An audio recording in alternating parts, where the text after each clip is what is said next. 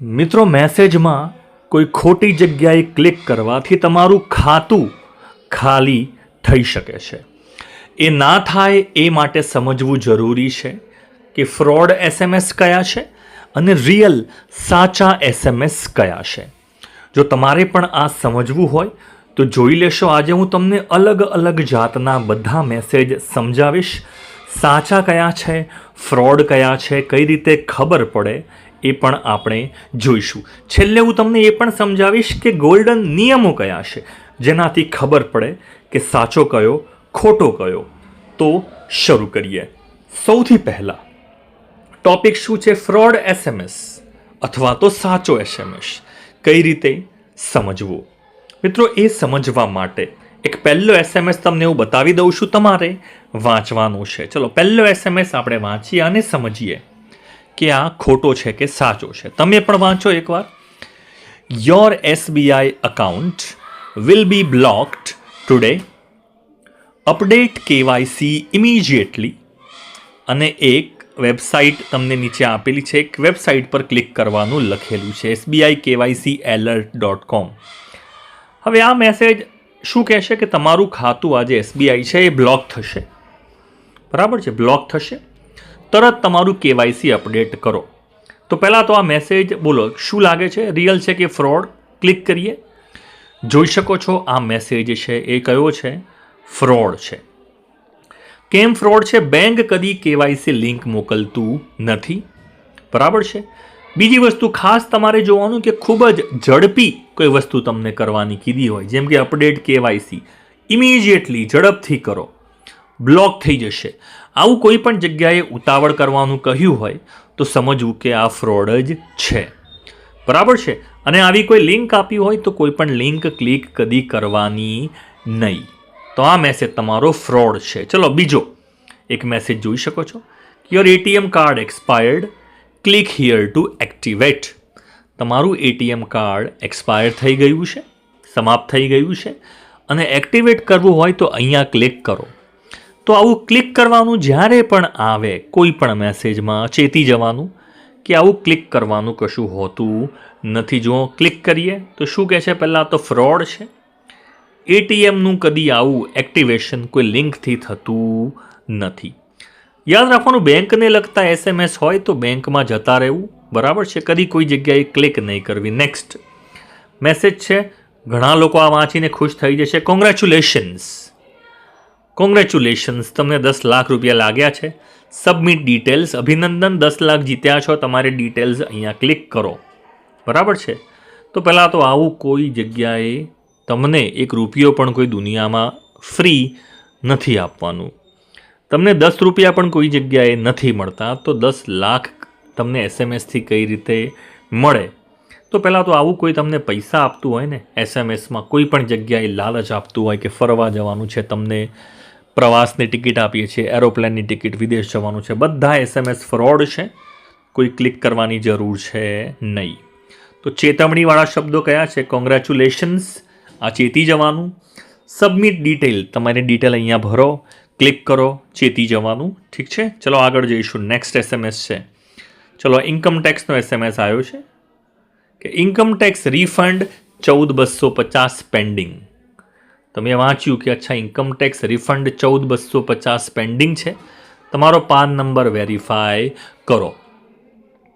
બરાબર છે. મેસેજ શું છે? આવકવેરો તમે ભરો છો, એનું રિફંડ આવ્યું છે, એ બાકી છે. તમારું પાન છે એ ચેક કરો. જોઈ શકો છો પેન્ડિંગ બતાવે છે, કંઈક બાકી છે, હાલ આજે કરવાનું છે, SMSથી કરો. ઇન્કમ ટેક્સવાળા કદી પણ તમને SMSમાં આવું કંઈ લખીને મોકલતા નથી. રિફંડ તમારું આવતું હોય તો તમારું જે ખાતું છે એમાં આવી જશે. એ તમે તમારી રીતે ઓપન કરી લેશો. અહીંયાથી કશું ઓપન કરવાની, ક્લિક કરવાની જરૂર નથી. ચલો આગળ. ખાસ અર્જન્સી જ્યાં પણ હોય ને, ઉતાવળ હોય, એ SMSમાં ખાસ ચેતી જવાનું. Next, your mobile number will be disconnected in 2 hours. જો અહીંયા પણ અર્જન્સી છે, ઉતાવળ છે કે 2 કલાકમાં તમારો ફોન છે ડિસ્કનેક્ટ થઈ જશે, એટલે તમારું સિમ કાર્ડ બંધ થઈ જશે. તો જોઈ શકો છો 2 કલાકમાં બંધ થશે. તો અહીંયા ક્લિક કરો કે એવું કંઈક લખેલું હશે. ચેક કરીએ. જોઈ શકો છો ફ્રોડ છે. ફ્રોડ છે. તમારું ટેલિફોનની જો કંપની હોય તો 2 કલાકમાં બંધ થઈ જશે, આવી કોઈ ધમકી તમને એ નહીં આપે, બરાબર છે. તો ખાસ આ પણ ફ્રોડ છે, સમજી લેવું. જો તમે બિલ બરાબર ભરતા હોય, બધું તમારી રીતે તમે બરાબર કરેલું હોય, તો આવી કોઈ ચેતવણીથી ગભરાવાની જરૂર છે નહીં. આવું કશું થશે નહીં, ઠીક છે. અને થાય તો તમારે એ કંપની જે છે, ધારો કે એરટેલ છે, જીઓ છે, તો એની ઓફિસમાં જવાનું છે ને, અહીંયાથી કશું કરવાની જરૂર નથી. ચલો નેક્સ્ટ ખાસ, suspicious transaction share OTP to stop. શું કહે છે? શંકાસ્પદ તમારા ખાતામાંથી શંકાસ્પદ લેવડ દેવડ કંઈક થઈ છે, તો તમારું આ લેવડ દેવડ બંધ કરવા માટે ઓટીપી અમને ફટાકથી મોકલો. શેર કરવાનું કહ્યું છે કે અમને ઓટીપી મોકલો. તો ખાસ આ ઓટીપી તમે કોઈ પણ જગ્યાએ શબ્દ જુઓ, એ તમારી જોડે કોઈ કોડ માગે, ચેતી જવાનું, આવું કશું જ કરવાનું નથી, ફ્રોડ છે. તો ખાસ જોઈ શકો. સસ્પિશિયસ ટ્રાન્ઝેક્શન કે તમારા ખાતામાંથી કંઈક શંકાસ્પદ ડ્રગ્સ, કોઈ જગ્યાએ ડ્રગ્સ પકડાયું છે, કે તમારું કંઈક તમે કહેશો કે વિદેશથી તમારા નામે કંઈક આવ્યું છે. ભાઈ આ બધું ભલે આવે, પોલીસમાં જશે અને પોલીસ મારા ઘરે આવશે ત્યારે ખબર પડશે. તમે હાલ ટેન્શન ના લો. વ્યક્તિ મારા ઘરે આવશે ત્યારે મને ખબર પડશે, હું ત્યારે તપાસ કરીશ. હું કોઈ પણ જગ્યાએ કોઈને ઓટીપી આપવાનો નથી. ઓટીપી એટલે નહીં. ચલો આગળ. તમને લખેલું છે you are selected four government subsidy. તમને ગવર્મેન્ટ સબસિડી આપે છે, તમને ગવર્મેન્ટ પૈસા મદદ કરે છે, બરાબર છે. ક્લિક. હવે જુઓ, ક્લિક જ્યારે પણ આવે ત્યારે ચેતી જવાનું. સિમ્પલ સાદો નિયમ. કોઈ પણ એસએમએસમાં ક્યાંય ક્લિક કરવાની જરૂર નથી. તો જોઈ શકીએ છીએ ફ્રોડ છે. જોઈ શકો છો સરકારમાંથી આવો કોઈ એસએમએસ, ક્લિક કરો તમને સબસિડી મળશે, આવું કશું હોતું નથી. સબસિડી હશે તો તમારા ખાતામાં જમા થઈ જશે, તમારે ક્લિક કરવાની કોઈ જરૂર નથી. ચલો આગળ. Electricity bill unpaid pay now. તમને એસએમએસ આવ્યો છે electricity bill unpaid pay now. તમારું બિલ બાકી છે, હાલ જ ભરી દો. હવે જુઓ, આવા એસએમએસ ખાસ જો હોય તમારા ઇલેક્ટ્રિસિટી બિલ અનપેઇડ, જોઈ શકો છો આમાં કોઈ પણ માહિતી નથી.